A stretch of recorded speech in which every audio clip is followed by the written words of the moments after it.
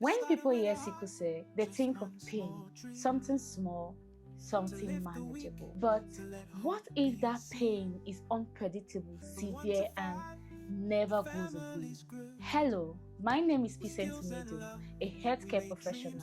Today, we are not just talking about sickle cell as a condition. We're talking about the real experiences behind it. What is sickle cell? Sickle cell disease is a genetic blood disorder that changes the shape of red blood cells. Instead of being round and flexible, they become hard, sticky, and crescent-shaped. These cells break down prematurely, causing anemia and blocked blood flow, leading to severe pain and complications. What causes it? Sickle cell disease is inherited from both parents. It is caused by a change in the gene that produces hemoglobin. If you inherit one abnormal gene, you have the trait. But if you inherit the two, you develop the disease. Sickle cell disease is one of the most common inherited disorders in the world, and it is a major healthcare concern in Ghana, affecting over thousands of families every year. Approximately 2% of newborns in Ghana are born with sickle cell disease. Around 25 to 30% of the population carries the sickle cell trait. Globally, over 300,000 babies are born with sickle cell disease annually. Despite its awareness, proper care still remains limited. Many people only understand sickle cell at the surface level, often reducing it to pain. But in reality, it affects every aspect of a person's life. How did sickle cell come into existence? Sickle cell disease is a genetic condition caused by a mutation in the hemoglobin gene. Hemoglobin is a protein in red blood cells that carries oxygen. This mutation changes normal hemoglobin into an abnormal form, causing red blood cells to become rigid and sickle shaped.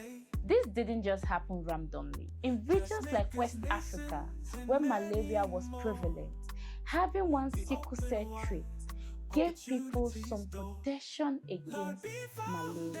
Because of this advantage, the gene was passed down through generations.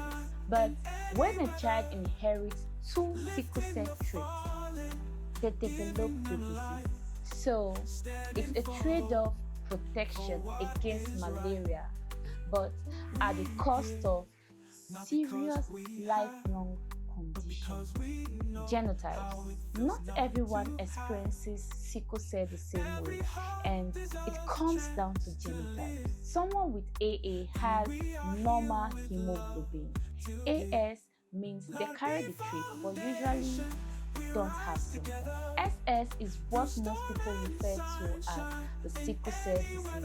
It is often the most severe case. SC is another form that can still cause serious complications, but sometimes symptoms appear later, which can be misleading. And then there's CC, which can be milder, but shouldn't be ignored.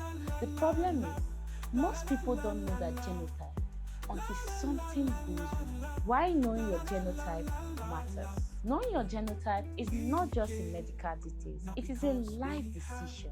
Late diagnosis is dangerous, and a lot of people only find out when something complicated has already started. It is also critical in relationships. Two people with AS genotype may feel perfectly healthy, but together they have a 25% chance in every pregnancy of having a baby with sickle cell disease. That is not a small risk. It is a life-altering reality. And most importantly, many complications can be prevented. Early awareness helps people get better care, make smarter choices, and live better lives. What happens in the body? The sickle-shaped cells break down faster, causing anemia. They also block blood vessels, cutting off oxygen supply. This is what leads to pain and long-term complications. In addition, Due to repeated blood transfusion, some patients may develop aluminization, where the body forms antibodies against blood transfusion, making future transfusion more difficult and risky.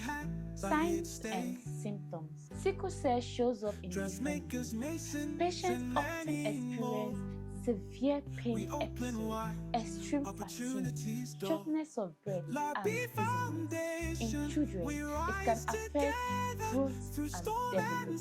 Clinically, you may notice pale skin from anemia, yellowing of the eyes, swelling of hands and feet, frequent urination, and rapid heart rate, just to name a few. Treatment and prevention. Treatment for sickle cell is not a one-time cure. It's about managing symptoms and preventing complications. Pain control is essential, especially during crisis. Patients may also need hydration, oxygen therapy, antibiotics, and sometimes blood transfusion. Medications like hydroxyurea can also help reduce pain episodes and improve stability. In some cases, bone marrow transplant can offer a cure, but it is not widely accessible. That's why prevention matters. Knowing your genotype and seeking genetic counseling can help reduce disease and guide better decisions. Why the pain happens? This is what crisis feels like. Blood flow is blocked, oxygen supply cut off, and the body responds with pain. Severe, overwhelming pain. Over time, this doesn't come and go. It affects the joints, damages organs, and drains the body. For many patients, this isn't rare. It is a cycle they live with. Beyond the pain, the impact of sickle cell goes far beyond physical pain. There's emotional strain, the constant fear of the next crisis, of complications, and sometimes even death. There's also isolation. Many patients feel misunderstood and are left to deal with it alone, even when surrounded by others.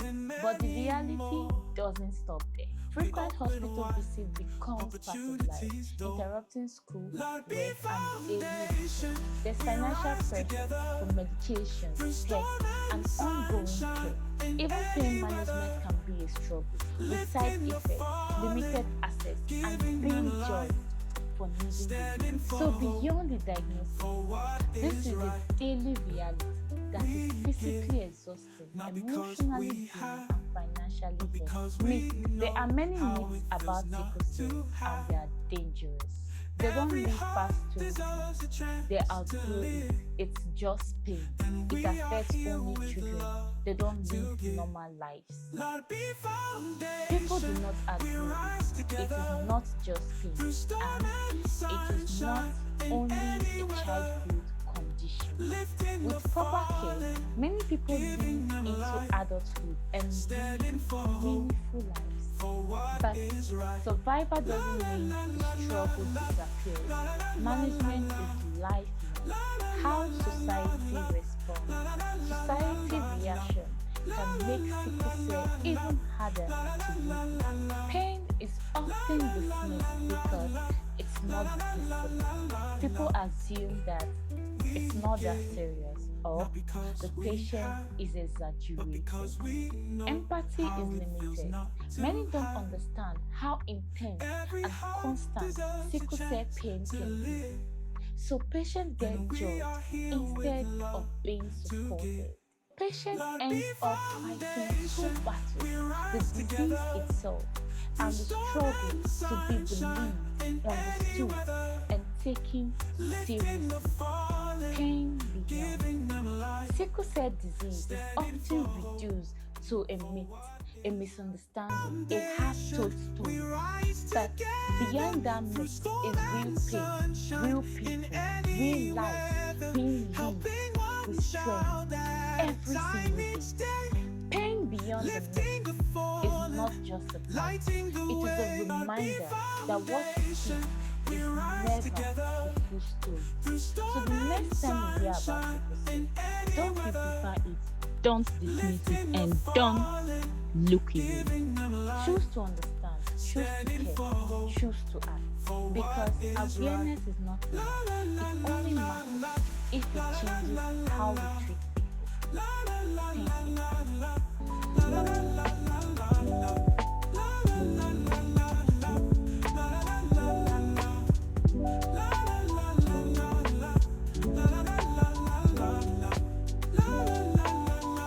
Larbi Foundation, we rise together through storm and